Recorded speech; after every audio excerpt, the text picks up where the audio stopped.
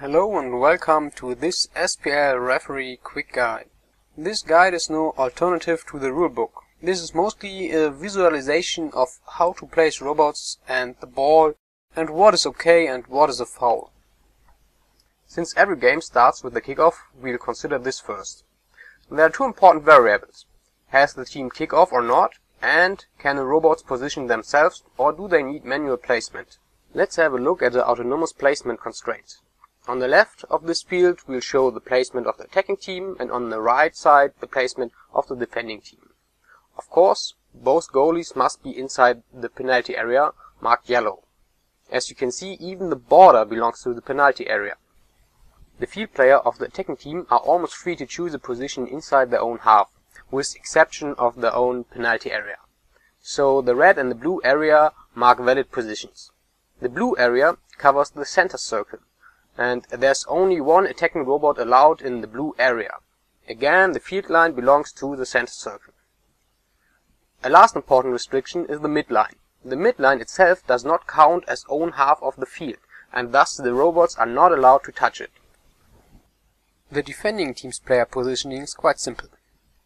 The green area, covering half the field from the penalty mark to the end line, marks valid points. Again, with the exception of the penalty area. The positions of the manual placement are more precise. Again, the attacking team is on the left and the defending team is on the right side of the field. Both goalies are placed on the goal line in the center of the goal. The field player of the attacking team covers three different positions. The kicking off robot is placed in front of the center circle. The yellow lines mark the exact position in relation to the penalty point in the center of the field. As said, the robot is placed in front of the center circle. Thus its feet touch the line, but must not stand on the line. The supporting robot is placed where virtual lines from the penalty point and the corner of the penalty area cross each other. So it is placed directly on the cross. The defending robot is placed near the goal, in front of the remaining corner of the penalty area. Its feet must not touch the line because this already belongs to the penalty area and so it would be an illegal defender. So make sure there is a little gap between the robot and the line. The intention behind this setup is to avoid clumps and prevent concealing the goal posts. The setup is quite variable, so you can adapt it if necessary when it comes to a mix of autonomous and manually placed robots. So the setup could look like this as well. The setup of the defender orientates on the front line of the penalty area, marked as blue line. Two field robots are placed halfway between the corner of the penalty area and the sideline. The third is placed in front of the penalty area, halfway between the center of the goal and the goal post. Again, make sure there's a small gap between the robot and the penalty area's field line. Now let's see how the manual placement looks like with real robots. We begin with the attacking team. The goalkeeper is placed in the center of its goal. The defender is in front of the penalty area's corner. Mind the gap between the robot and the field line. The supporter is placed at the height of the penalty point, and the kickoff robot is located in front of the center circle. The defending team's goalkeeper is located in the center of the goal too. Two field players are placed between the penalty area's corner and the sideline, and the last robot stands in front of the penalty area. There's a gap between his feet and the field line too. Since soccer highly depends on the ball, its position is very important. So you should know where to throw in the ball that has gone out. The two yellow lines show the position of the throw-in lines. These lines are virtual lines parallel to the sidelines in a 40 cm distance. On some fields their position is marked by small dashes at the end of the lines. If the ball leaves the field, it is always placed on these lines. So the things you have to determine are the side and the height at which the ball is placed. For the following examples, we'll assume that the left side belongs to the blue team and the right side belongs to the red team. Let's say a blue robot shoots the ball along the green line out of the field. The first thing you should determine is the line the ball crossed. Did the ball went out over the side or over the end line? In this case it went out over the sideline, but we'll have some end line examples later on too. Since the ball crossed the sideline, there are two options where the ball could be placed. If you have the option to select of more than one position, you always select the one that is further back, where back means into the direction of the player's own goal. So, what are our two options? Option A, the ball is placed 1 meter behind the point where it went out. Option B, the ball is placed 1 meter behind the kicking robot. In this case, option B is selected because it is further back. So we place the ball 1 meter behind the originator on the throw-in line on the side where the ball left the field. If the ball would have left the field on the bottom sideline, we would have placed the ball 1 meter behind the originator, but this time on the bottom throw-in line. As a rule of thumb, it is okay to memorize that the ball is always placed on the same side it went out. Let's have a look at another example. This time the originator shoots the ball over the sideline again. So we remember our two options. A, the ball is placed 1 meter back from the point it went out, and B, the ball is placed 1 meter back from the location of the kicking robot. In this case, option A is further back. So the ball is placed 1 meter behind the point it went out, just on the end of the throw-in line. But what when the ball would have left the line? Let's have a look at the next example.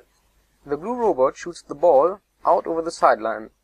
So the ball is placed 1 meter behind where it crossed the sideline, or 1 meter behind the robot. The robot itself is far back, so we would place the ball 1 meter behind the robot, off the throw-in line. But if the ball would be placed off the throw-in line, it is placed on the end of the throw-in line instead. The last examples dealt with the sidelines. Now we'll talk about the end lines. When a ball crosses an end line, it is important whether the kicking robot is an attacker or a defender. In this example, the blue attacker shot the ball over the end line at the red side of the field. If an attacker shots the ball out, we have two options. To place the ball 1 meter behind the robot, or place it at the midline. Again we select the position and that is further back. The situation changes if the robot is closer to the opponent's goal. Again we would consider both positions, 1 meter behind the robot and the midline. In this case the midline is further back and therefore we would place the ball at the midline. But what when a defending robot shoots the ball over the end line? Let's assume a blue robot shoots the ball over the end line of its own half of the field. In this case, it is unimportant where the originator stands. The ball is always placed at the closest endpoint of the throw-in line. In this last example, we want to show you a common scenario. A blue robot kicks the ball, but the ball touches a red player before leaving the field. The ball is regarded as out by red. So the ball is replaced based on the red player. Let's remember the sideline rules. The ball is either placed 1 meter behind the location where the ball went out, or 1 meter behind the originator. In this case, the ball is placed 1 meter behind the location where it left the field. And the robots should demonstrate the bipedal locomotion. In other words, they should imitate human walking. Especially younger humans tend to crawl, but this is no bipedal locomotion and therefore not allowed. Another negative example is this limping. Again, it is no real bipedal locomotion. As a positive example, this is what an allowed locomotion could look like. During standard removal, a robot will be removed for 30 seconds. When a robot re-enters the game, it is placed in its own half, near the position where the sideline and a virtual line through the penalty point intersect.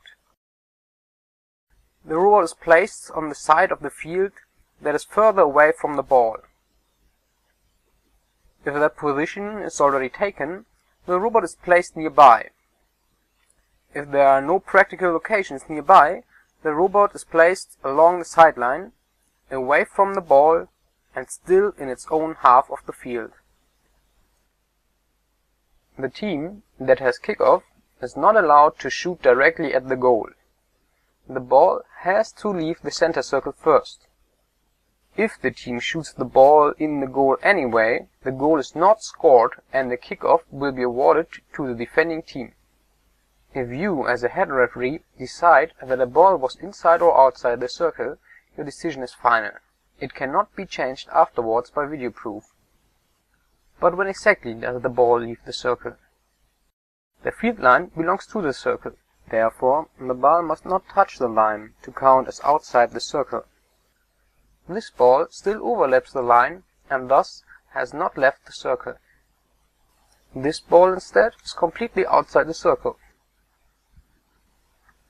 A robot that does not leave enough space around the ball for more than 3 seconds is penalized for ball holding.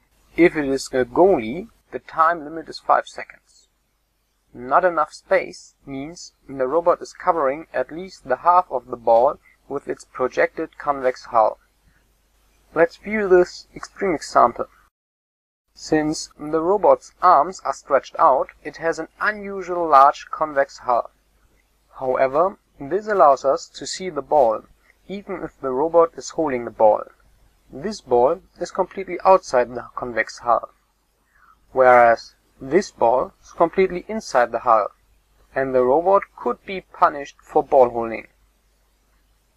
The half of this ball is still covered, so the robot is still holding the ball. Sometimes fallen robots are not able to get up again. When a robot does not start a get-up action within 5 seconds, it is removed per standard removal penalty.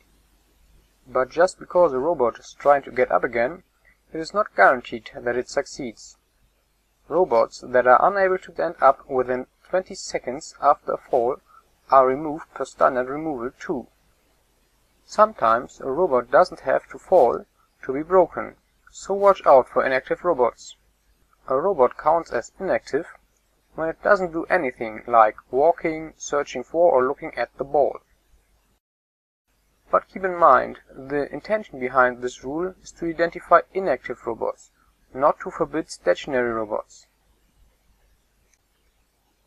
Especially keepers tend to use a wide stance in risky situations. It is not allowed to stay in a stance that is wider than the robot's shoulders for more than 5 seconds. The rule affects all robots, not just keeper, but since keepers are known for the wide stance, you should keep an eye on them. There are different kinds of pushing. Pushing where 2 upright robots are involved, pushing where more than 2 robots are involved, and pushing where fallen robots are involved. Let's start with straight pushing of 2 robots that run into each other. This counts as pushing when one robot applies enough force to knock a robot off balance. Walking into another robot for 3 seconds is pushing too, even if the force is minimal. Regardless of the time, it is pushing when a robot walks chest to back into another robot as well.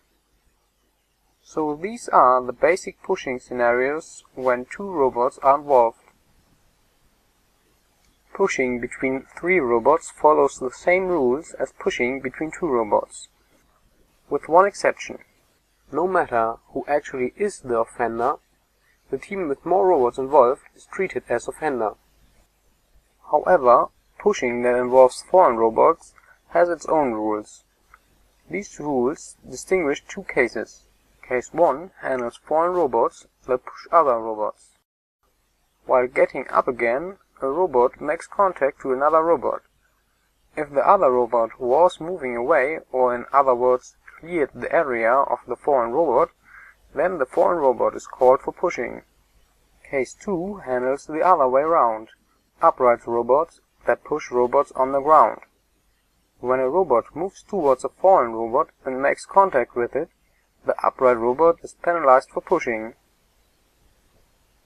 All these pushing rules share some exceptions. First, stationary robots cannot be penalized for pushing. Remember the example for pushing of 3 robots? Actually, the two robots standing stationary would be the offender, but with this exception they cannot be penalized because they were stationary. Second, a robot that attempts to kick the ball is not penalized for pushing, as long as it was close enough that it could have hit the ball. So a robot that kicks another one but without the chance of hitting the ball can still be penalized for pushing. Third, while the goalkeeper is walking to the ball, or at least looking at the ball, it is not penalized for pushing as long as it stays in its penalty area. Fourth, shoulder-to-shoulder or arm-to-arm contacts are allowed as long as both robots are preceding the ball. And fifth, chest-to-chest contact is allowed when the ball is between the robots. Sometimes the robots lost track of their position. This is alright as long as they don't leave the field. A robot is leaving the field when it leaves the green, the 5.4 times 7.4 meter of the field. But when a robot is clearly lost and does not try to turn around, it can already be called when leaving the 4 times 6 meter field, marked by the side on the end lines. There is a third case in which a robot is called for leaving the field. This is mostly a goalkeeper issue, but it can be applied to other robots as well. A robot that walks into a goal net for more than 5 seconds is called leaving the field too. No robot, except the goalie, is allowed to enter its own penalty area. When both legs are inside the penalty area, a robot is treated as being inside the penalty area. The field line itself is part of the penalty area, so defender may stand with one foot inside the penalty area. But when just touching the line with both feet, a robot would be an illegal defender.